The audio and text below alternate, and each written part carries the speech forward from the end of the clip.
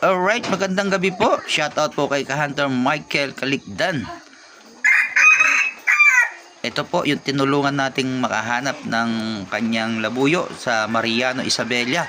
At nakahanap po siya kaagad dahil panigurado may nag-message na po sa kanya. Kaya sa mga nais pong magkaroon ng labuyo na nahihirapang makahanap sa kanilang lugar, i-message nyo po ako at ipopost ko rin po kayo para mas madali po kayong makahanap dyan lang malapit po sa inyo. Yun, tilawak ng tilawak si Dapa. Inalis ko kasi yung babae sa kanya. Ngayon, naghahanap na siya ng babae. Alright. Thank you, Father.